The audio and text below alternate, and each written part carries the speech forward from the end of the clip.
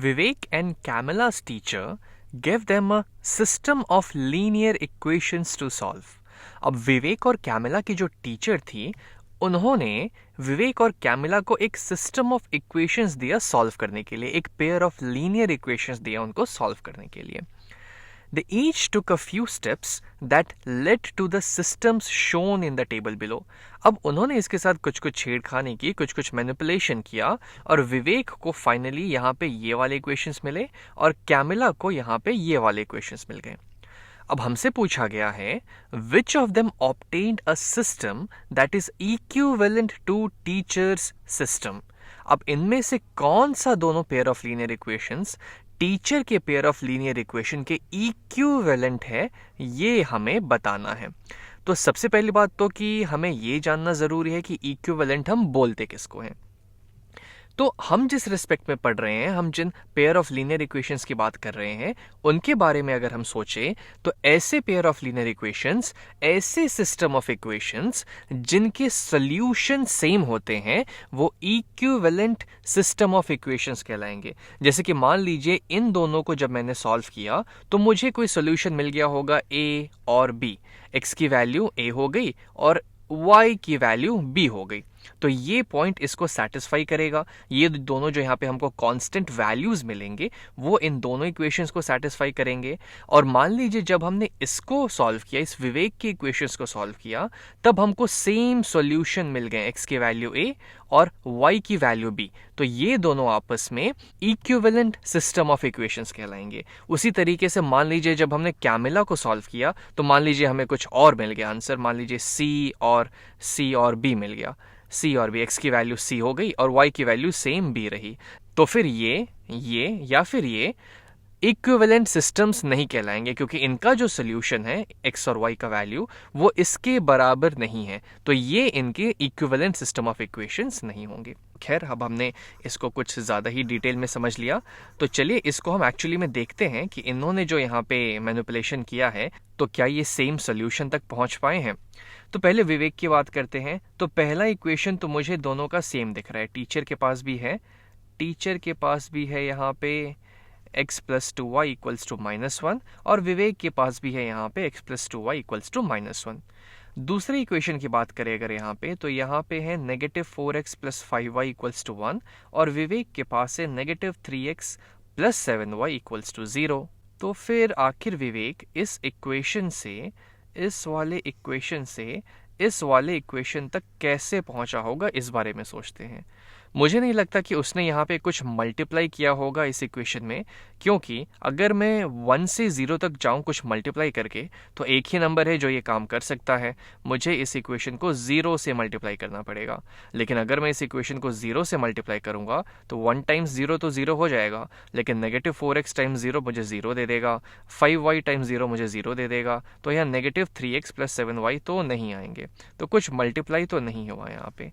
तो दूसरा जरिया ये है कि हो सकता है उसने कुछ इसमें ऐड या सब्ट्रैक्ट किया हो. तो चलिए उस बात को देखते हैं यहाँ पे कि उसने क्या किया है. तो टीचर ने पहले विवेक को दिया था -4x plus 5y equals to 1 और इसमें कुछ मैनिपुलेशन करके फाइनली विवेक पहुंच गया -3x plus 7y equals to 0 पे. अब -4x से मैं -3x पे कैसे आ सकता हूँ? अगर मैं यहाँ पे एडिशन कर दूँ, मान लीजिए x, अगर मैं यहाँ पे x जोड़ दूँ तो मुझे -3x मिल जाएगा. और 5y से मैं 7y पे कैसे पहुँचूँगा? तो 5y में अगर मैं 2y जोड़ दूँ तो मुझे 7y मिल जाएगा. अच्छा, तो उसने मतलब इसके लेफ्ट हैंड साइड में x प्लस 2y जोड़ दिया था. लेकिन x प्लस 2y टीचर के पेयर ऑफ इक्वेशंस का पहला इक्वेशन का लेफ्ट हैंड साइड है और राइट हैंड साइड में उसने क्या किया होगा? तो 1 से 0 पे आने के लिए इसने यहाँ पे -1 ऐड कर दिया होगा. -1 क्योंकि 1 प्लस ऑफ -1 यानी 1 - 1 0 हो जाएगा.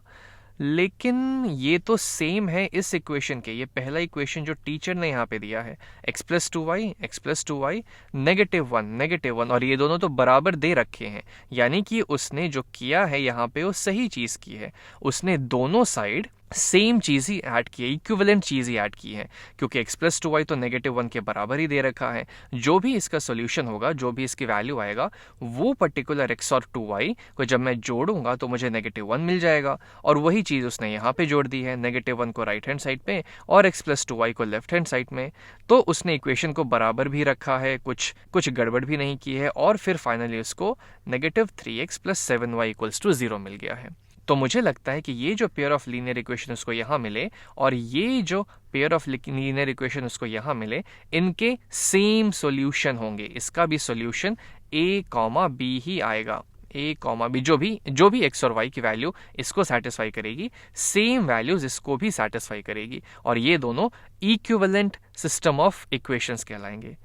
लेकिन हम इतने कॉन्फिडेंस के साथ कैसे कह सकते हैं कि दोनों इक्विवेलेंट होंगे, दोनों के सॉल्यूशन सेम होंगे? तो अगर यहाँ पे हम ध्यान से देखें, अगर इसको हम थोड़ा अलग तरीके से समझने की कोशिश करें, तो टीचर ने मुझे दिया था -4x + 5y = 1। अब x + 2y -1 के बराबर है। तो अगर मैं ऐसे बोलूं कि अगर मैं इस इक्वेशन में -1 दोनों साइड ऐड कर दूं, यानी कि इधर भी अगर मैं -1 ऐड कर दूं और इक्वेशन को बैलेंस रखने के लिए इस साइड भी मैं -1 ऐड कर दूं, तो क्या मेरी इक्वेशन में कुछ फर्क पड़ेगा? मैं तो एक कांस्टेंट वैल्यू ही दोनों साइड ऐड कर रहा हूं, वो भी सेम कांस्टेंट वैल्यू, तो मेरी इक्वेशन तो बैलेंस्ड ही रहेगी और इसमें कुछ फर्क भी नहीं पड़ेगा। तब इसको अगर मैं ऐसे लिखूं, इसको मैं करने के बाद अब मेरे पास आ जाएगा 1 ±1, ये हो जाएगा 0। बस मैं इतना यहाँ पे कर रहा हूँ कि चूंकि मुझे दूसरा सिचुएशन जो यहाँ पे है दिया है कि जो भी x और y का वैल्यू इसको सेटिस्फाई करेगा, जैसे कि हमने मान लिया था a और b, तो वो x को अगर मैं 2 टाइम्स y में जोड़ दूंगा, वो x को जो इसको सेटिस्फाई कर रहा है और वो y जो इसको सेटिस्फाई कर रहा है, उन दोनों को अगर मैं जोड़ूंगा x + 2 टाइम्स y करके, तो मुझे -1 मिल जाएगा। या फिर अगर मैं उसको उल्टा बोलूं तो -1 है वो बराबर होगा x + 2 टाइम्स y के। तो क्या मैं इस -1 की जगह इसको रिप्लेस कर सकता हूं x + 2y से, क्योंकि मुझे पता है कि जो x और y इसको सेटिस्फाई करेंगे, सेम x और y इस इक्वेशन को भी सेटिस्फाई करेंगे, क्योंकि यही तो हमें यहाँ पे सॉल्व करना है। और जब मैं इनको आपस में जोड़ूंगा तो -4x + x -3x हो जाएगा और 5y + 2y 7y हो जाएगा, और ये 0 के बराबर हो जाएंगे, क्योंकि इक्वेशन हमारी अभी भी बैलेंस्ड कंडीशन में है।